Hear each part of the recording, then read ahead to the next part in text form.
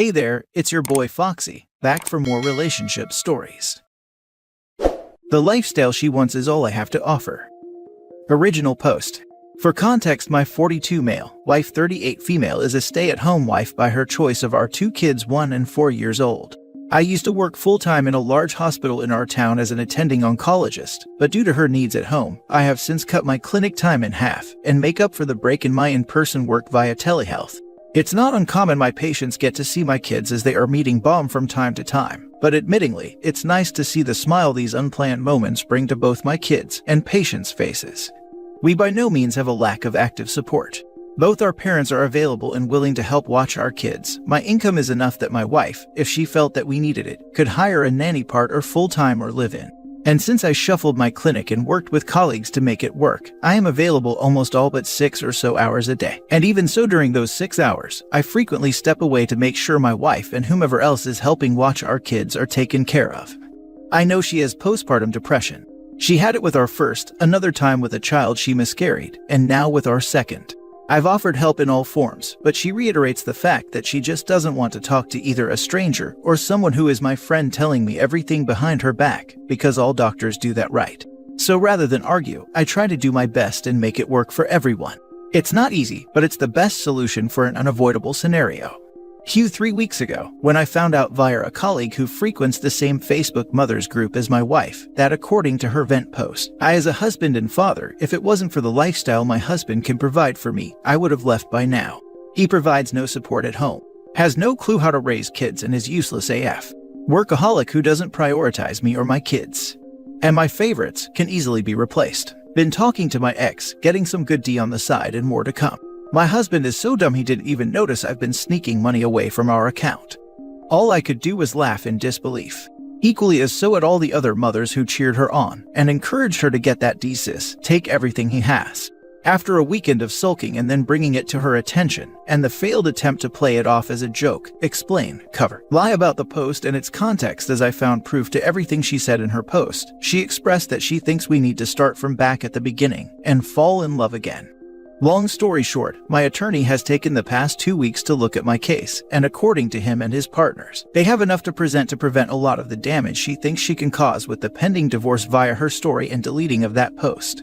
Her legal counsel is her aforementioned ex, who is an unemployed electrician who was fired for being high on a job, who according to mutual friends, thinks is about to put our house under his name, that my parents bought for us as a wedding gift that we have yet to transfer the title to our names. I'm in a mixed bag of emotions currently. Again, I'm laughing in disbelief at everything, but I'm also crying at the revelation that I wasn't good enough for someone I love and started a family with. I want to ensure our kids grow up with both of us, and when they're older decide who they want to live with more. I'm scared that she will try anything to take our kids away from me completely, and now I am thinking I should fight for full custody. I'm jealous her ex has that much power over her to sway her so easily after all these years as we started dating when before I was a resident. But most of all, I'm angry. After conversation was opened about the proceedings of our divorce, my wife's biggest concern was, well, what's going to happen to me and all that I need and deserve. Her attitude she had when I told her, well, it's not like you don't have the means to go back to work like before. Her argument, it's not the same. How can I provide for the kids if I have to work? Before our kids, her annual income was around 65 to 70K a year, which by no means bad. For those wondering, I before any honorariums and external funds from private ventures, have a base of 355K a year. Nothing about the kids or her mother whom I financially and medically support because they did not have the means to do so. Nothing about us before, during, or moving forward afterward the divorce. It's only about her and what she wants and needs, and I wish our children were old enough to be able to comprehend all of this. Now for the top advice before reading the update. Get DNA tests on both kids as soon as possible. I second this. Who knows how long she's been carrying on with the ex. Sounds like the type that would have no problem passing his kids off as yours, so she can maintain a good lifestyle and still have him on the side. Definitely DNA test your kids. I'm also crying at the revelation that I wasn't good enough for someone. It's the other way around. She isn't good enough for you. Exactly. I was sad to read this part and see how OP is internalizing what she did and is not seeing his own worth as a result. First thing to do, get DNA tests for both your kids. Do it without letting her know, so that if they're not biologically yours, you will be the one who decides whether or not you want to keep being their dad. If they're yours or you decide to keep being their father, fight with everything you have for full custody. Your kids need stability and love. I don't see that your wife is able to offer either. Second thing to do is to ask your attorney to help you protect your assets, so that if anything should happen to you, they would go to your kids, but that your soon-to-be ex could have absolutely no way to get her hands on them. Once this is done, signed, notarized, and everything, let your soon-to-be ex know about it. You don't want to risk having an accident before the divorce is definitive. Good that the house is still in your parents' name. Leave that so until after the divorce. Tell your attorney to wreak havoc. Depending on the state he's in, the DNA of the children doesn't matter. If he's on the birth certificate, he is legally their father and legally responsible. And now for the update. First and foremost, thank you all for taking the time to share some positive messages and comments. I've taken the time to read all of the comments as of this update, and I wanted to give a little more background and info. My wife and I have been together for 15 years, married for 6. Never really was pressured into marriage, but with our plans to have kids, naturally it made sense for coverage and benefits. Her first stint with PPD with our first was a roller coaster and had the same problems minus the need for me to be home more and the infidelity. We made it through and was actually recovering positively from it up until she gave birth to our second. Personally, I knew this time around it would be like being hit by a truck. I just didn't expect this. Our kids are ours. Upon admission into the hospital, you can opt for paternity testing to be done right away. I didn't think much of it other than why not? I'm already paying for childbirth, might as well get everything that comes with it. STD panel, I'm in the clear. Once I found out everything, I went and had a full panel of lab work done while I was at the hospital for my clinic. I am not out to make this a revenge story. As I said, this was 3 going now on 4 weeks ago. Throughout my life, I had theoretical contingency plans and paperwork on hand if needed for many what-if scenarios, like living wills, power of attorney, a list of trusted executors of X matters, and so on. On that note, I suggest anyone who does not have that lined up to please do. I've been in many situations where family members literally have gone to war in the hospital over unexpected events. I don't plan to drag this out longer than necessary, and to be honest, I would have nothing to gain from potentially financially ruining her and her new partner in crime. I am still hashing out the details, but thanks to the support of the people around me, not only have I consulted with my attorney and his partners, I have also had conversations with a previous judge and other tenured lawyers in regard to how can I make this an amicable settlement. For the record, I love my wife, I just hate who she had become. PPD is a sickness, as another poster stated. It changes a person, and in some cases, it's like a switch. If this was who my wife was truly and hid it for the past 15 years, I can't say anything other than it is what it is. No, I'm not looking to make amends and try again. I've made it clear to her, her family, her friends, that I'm done. My focus on life was at one time the 3 of them, but now it's only for our kids. I have not and will not kick my wife out until either one. I am forced to, or two. My attorney states it's best she leaves. We are sleeping in separate rooms, and I've given her an open door policy where she's free to come and go as she pleases, just don't take the kids with you. Her mother is actually enforcing this rule since this all came to light. She and my mother have temporarily moved in to help and ensure the kids' best interests are being looked out for. At the end of the day, she is still the mother of my children. To me, that still deserves some merit given the circumstances. I won't give any false pretenses that I want us to work it out and still play house. She could pack and go live with her ex for all I care, but I could not in good conscience leave her to sleep in her car or wherever else due to my actions. We live in a one-party consent state. My wife also seemed to forget that our house has a pretty robust CCTV system that has a 24/7 surveillance that is saved. I'll spare you the details of the proof found in the system. With that, phone, bank, social media, and her GPS tracking records, my attorney is having a field day. A comment caught my eye, so just for clarification, traditionally we did not hold clinics via telehealth, but thanks to COVID and restrictions, that we had no choice but to implement this option during the height of the pandemic in 2020 to 2021. A patient on active treatment has to come into the hospital in person. To this date, many cancer hospitals still have visitor restrictions and offer telehealth options for patients who are being seen for follow-ups for survival and general reasons. Many of the larger academic centers have also implemented teleservices for clinical research in which we also explain protocols and collect their informed consent. I do not only work 6 hours a day. I dedicate 6 hours when working from home solely to work and still report in person for clinic twice a week, and I'm on call 1 weekend a month.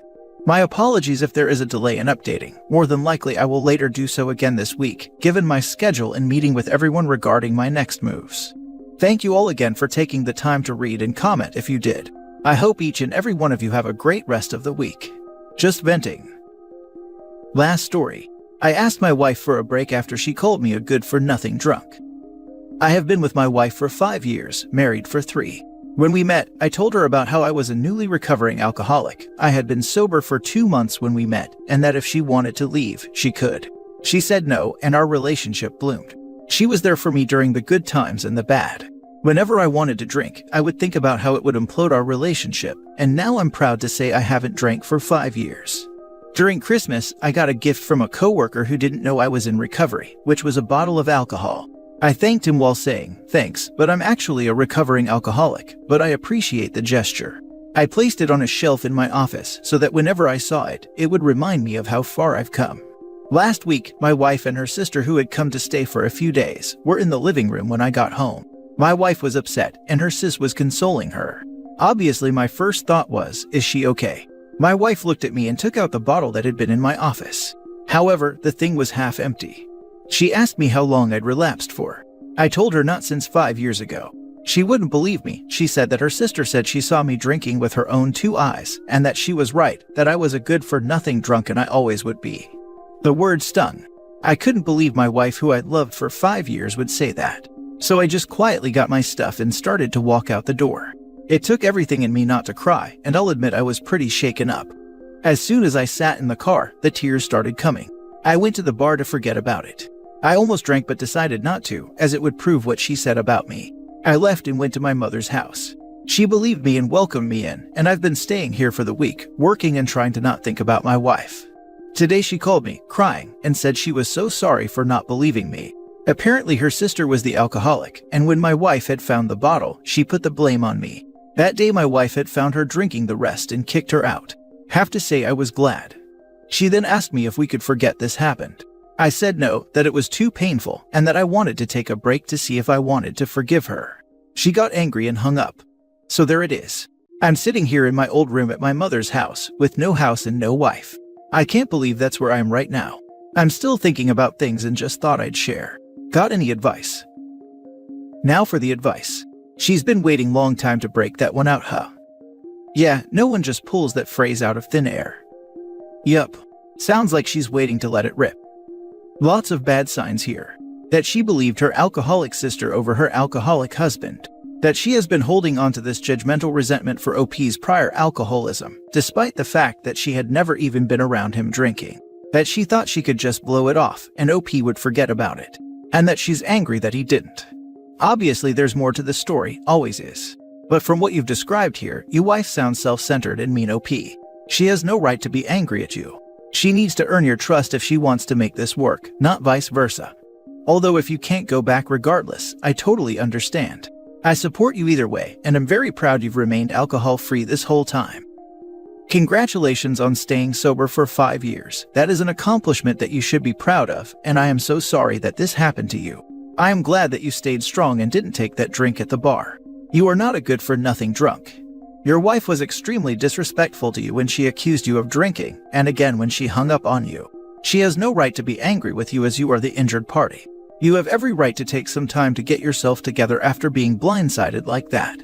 Please stay strong and go to meetings. You deserve better than the way you were treated. Good luck. Your wife does not want to be held responsible for her actions. She is trying to manipulate you to get out of it. She's going to go at this every way she knows how. Her next move will be to offer intimacy. Then she'll say if you were a man, it wouldn't bother you. Then she'll cry, and if you ignore the crying, you'll know it was BS because she'll immediately get angry. She'll going to bring up every intimate thing you've ever told her and throw it in your face. Do not get angry nor react. Anything you do now will be exaggerated when she retells the story. That's why she's doing it, so she can score social points and get others to take her side and make you question yourself. Just let her be hysterical. You did everything you could. Good job. If you do this, there's a chance she'll confront what she did and take accountability. Once she does that, and only if she does that, can you decide if you can continue your relationship. Good luck. I'm proud of you. 5 years sober is nothing to sneeze at. Your wife needs to hold herself accountable for her behavior. If she doesn't, then I can't see how this relationship will work. Regardless, before you try to reconcile, you gotta get her to commit to doing couples therapy to work through this. You pick the therapist and you don't move back until at least a few sessions. She hurt you in a horrible way and needs to understand that there's a lot of trust she needs to work to rebuild if she has any hope of making things right. Don't allow her to rug sweep, and don't you rug sweep either. She wronged you. If people who you're close to ask why you're staying with your mom, tell the truth. Not in a vindictive way, and maybe not the whole truth, but enough to say she's screwed up and you need space. This is the proper answer. This kind of thing cannot be ignored. But if this is the only problem they're having, then it is definitely worth looking into couples counseling. They need to look into why she so readily believed he had relapsed, with no signs other than a half-empty bottle, and why her initial reaction was to reject OP instead of getting him help, like a supportive wife would do. I can't imagine rejecting my husband and imploding my perfectly happy marriage over a half-empty bottle and a well I saw him drinking alone. She also needs to go no contact with the sister who would steal and lie to them like this.